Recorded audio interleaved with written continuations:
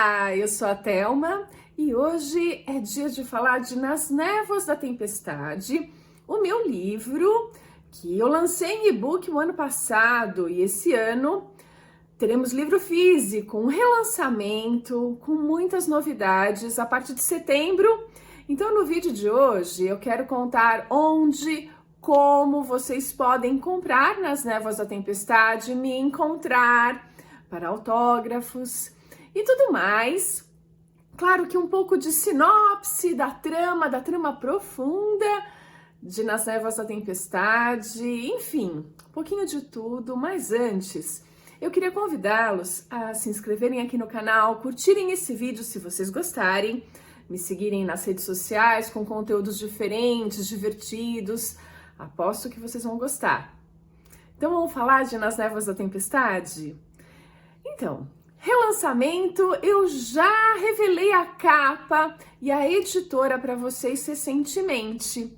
Sim, a editora Cartola, que está relançando o meu livro todo repaginado. Repaginado faz um sentido, porque sim, eu enxuguei a história, tirei uma boa parte das gordurinhas dela, ou seja, eu direcionei a trama toda para o conflito central, para a busca da Beatriz Forman e tudo que isso envolve. E claro que a gente tem capa linda, também foi revelada aqui. E vamos acrescentando então mais informações para vocês. A começar por onde? Onde eu consigo comprar Nas Névoas da Tempestade? Quando já estará à venda? Então são esses os detalhes que eu quero passar para vocês. Então a gente vai ter na Bienal do Rio, que é de 1º de setembro a 10 de setembro, o lançamento, ou digamos um pré-lançamento. Eu vou estar em 2 estandes diferentes. No estande do Escreva Garota, isso no dia 1º, logo o primeiro dia da Bienal, das 6 às 8 da noite, eu começo a oferecer Nas Névoas da Tempestade ali para vocês. Vai ser bem legal, claro que tem brindes, claro que tem surpresas, autógrafo, tudo que vocês têm direito. Não só no Escreva Garota, também estarei no estande da Cartola. A Cartola está, sim, na Bienal do Rio de Janeiro. Então, eles vão ficar o tempo todo, né, os 10 dias de Bienal presentes. E lá eu vou ter um dia de autógrafos no estande da Cartola. Qual vai ser esse dia? Eu revelo isso em breve, assim que o meu editor fizer a escala do estande. É claro, tem mais autores, tem muitos livros bacanas. Então é meio que imperdível vocês conferirem tudo que a Cartola Editora está oferecendo. Mas depois eu digo exatamente qual vai ser a data que eu estarei no estande autografando, mas eu sempre estarei por perto.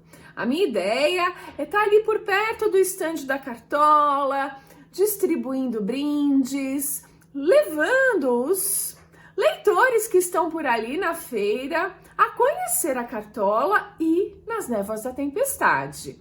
Então vai ser uma oportunidade bem legal. E a gente tem a pré-venda online acontecendo logo depois da Bienal. Vocês vão conseguir, não vou na Bienal do Rio, então como é que eu consigo comprar Nas Névoas da Tempestade? A pré-venda online é muito legal para isso, porque a gente também vai ter brindes diferentes da Bienal nessa pré-venda. Eu vou autografar os livros, porque como é a pré-venda, a gente tem um tempinho para eu saber as pessoas que adquiriram, para que eu vá até a Cartola e já faça um autógrafo para você que está comprando online. Então é muito legal nesse sentido também. E aí, finalmente, a gente tem o lançamento, que vai ser em São Paulo. Data e local eu revelo depois. mas a maior probabilidade é que seja em outubro, para que a gente tenha um clima de Halloween. Por que Halloween? Porque tem essa magia, né?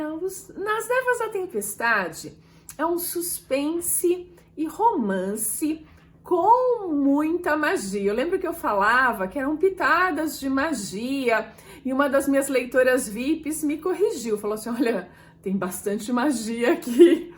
Então a dose de magia, ela é significativa e traz esse encantamento que a capa mostra um pouco pra gente, esse ambiente de sonho. O que acontece em Nas Névoas da Tempestade? A gente tem a protagonista, a Beatriz Forman, que é escritora, está lançando seu primeiro livro e ela está em busca dessa liberdade, dessa autonomia, de conseguir ser dona da própria vida, de trabalhar a sua autoestima, porque ela convive com um padrasto que é terrível.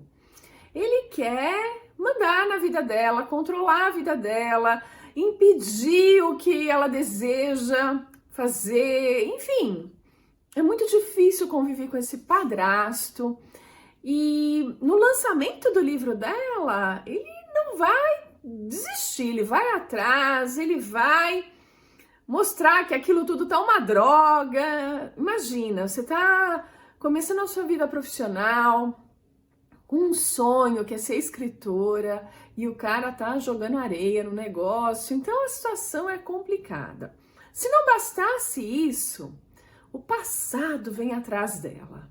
Ela que, quando era adolescente, teve uma confusão com a vizinha, uma influenciadora digital, muito famosa e bruxa. Sim, ela é bruxa e a avó dela também. E a Beatriz acaba se envolvendo numa confusão com essas vizinhas.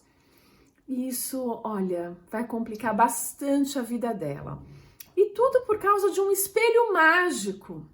Sim, um espelho de obsidiana. Se vocês procurarem na internet, tem espelhos de obsidiana sendo vendidos. Olha, preços interessantes. E no passado, era um espelho muito usado pelos astecas, por exemplo. A obsidiana é uma rocha de origem vulcânica que tem poderes. E os astecas poliam no formato de espelhos e usavam em rituais e tudo mais. A obsidiana, ela permite que você se entenda melhor, que você tenha cura, que você tenha autoconhecimento. São algumas das propriedades dessa rocha. E imaginem que no passado teve muita gente que se importava com espelhos de obsidiana, sim.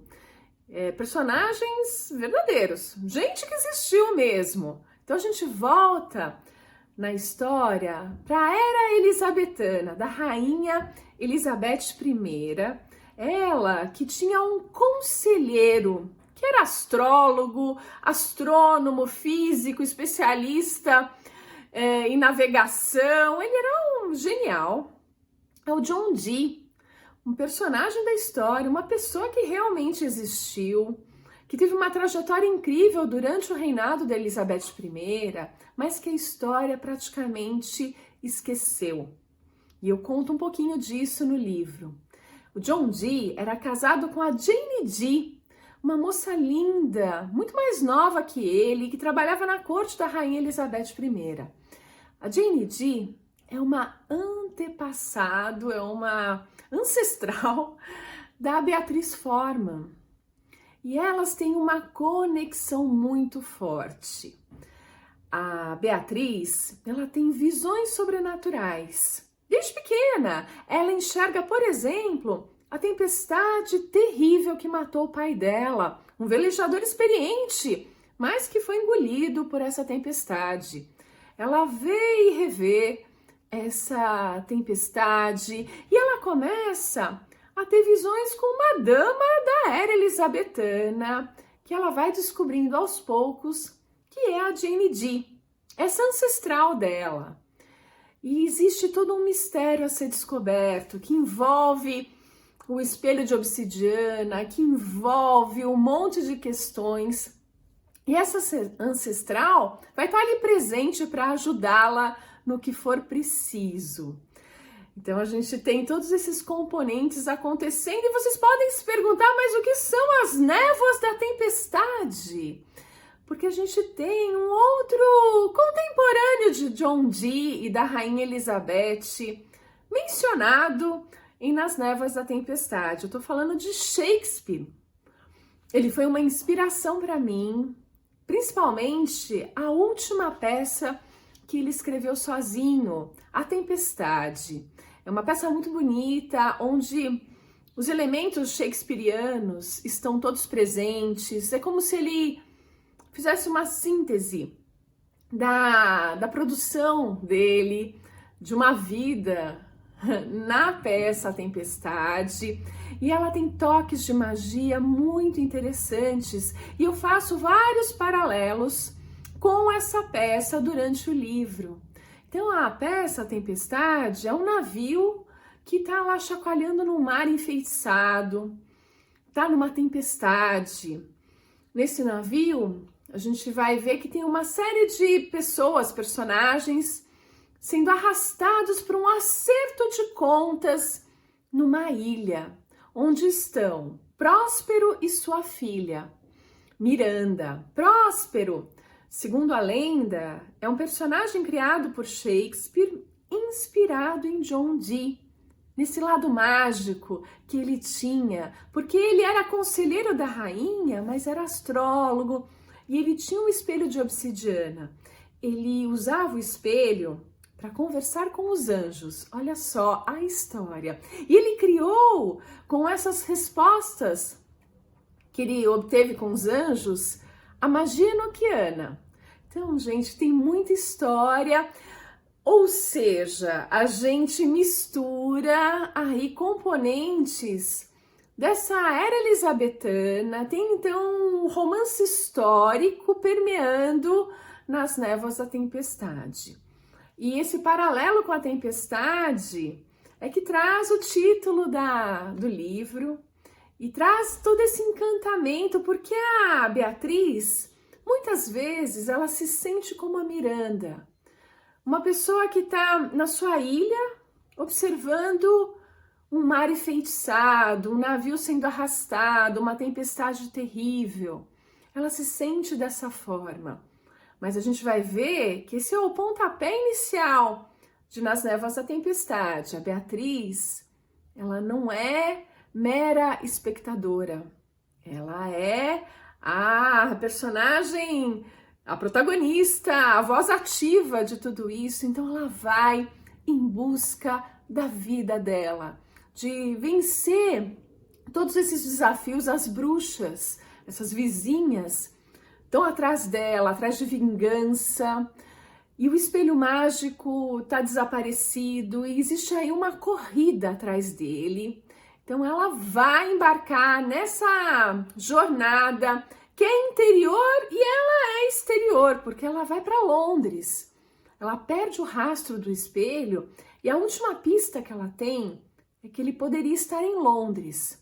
Então ela vai para lá, onde ela vai descobrir um monte de coisas sobre ela mesma, sobre a vida, sobre essa ancestralidade dela. Então, Nas Névoas da Tempestade, fala de tudo isso. E aí vocês podem me perguntar, é um livro de entretenimento? Sim, é entretenimento. Tem trama profunda? Sabe que é incrível dizer, mas sim. E nem eu mesma tinha percebido. Foi recentemente, nessa reedição, que eu percebi que eu abordei um tema que é muito forte para mim, que é o fato da gente conviver com uma pessoa narcisista. Pois é, nem eu mesma notei, mas quando eu desenhei meus personagens, eu montei uma trama que eu mesma vivi. Conviver com uma pessoa que tem traços narcisistas até que é tranquilo. O problema é quando essas pessoas acabam evoluindo para uma questão mais patológica narcisista. É muito difícil conviver com pessoas assim, porque elas jogam com você o tempo todo, elas te manipulam, elas mentem. O gaslighting, sabe, a peça que deu origem ao termo gaslighting, que era o marido que reduzia o gás para a luz reduzir, depois ele aumentava e a mulher ficava, nossa, você viu, a luz aumentou. Ele, não, a luz não aumentou, é você que tá louca. E assim a pessoa vai de fato sendo enlouquecida por essa manipulação traiçoeira que acontece pelas costas dela. E você vai sendo envolvido nessa trama de mentiras. Ora você é altamente criticado, ora você recebe o love bombing, que é aquela chuva de amor. Você acha que a pessoa te ama de verdade. Enfim, o convívio com uma pessoa narcisista nesse grau mais patológico é muito difícil. E essa pessoa que está convivendo, ela vai se sentindo culpada, vai se sentindo perdida nessa situação. E a Beatriz, ela convive com um narcisista.